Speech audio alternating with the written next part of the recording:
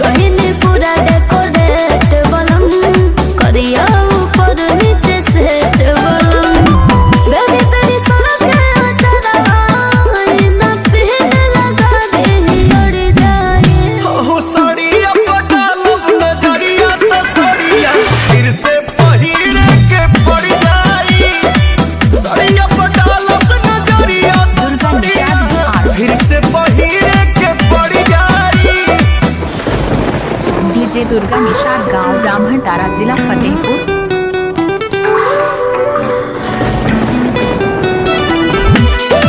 Durga Nishad Bihar. DJ Durga Nishad, गांव ब्राह्मण तारा।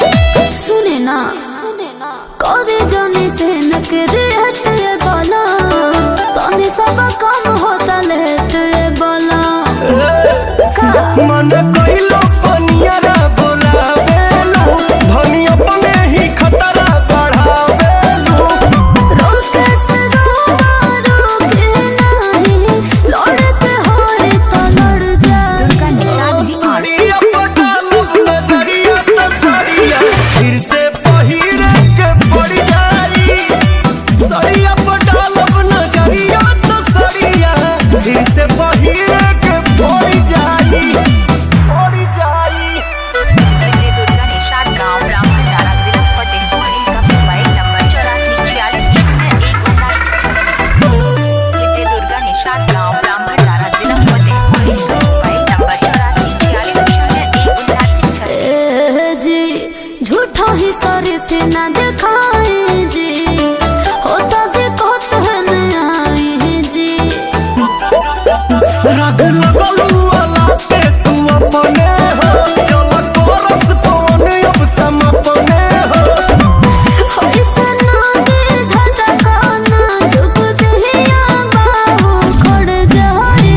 हो साड़िया पटालो नजरिया तो साड़िया फिर से पहिरे के पड़ जाई।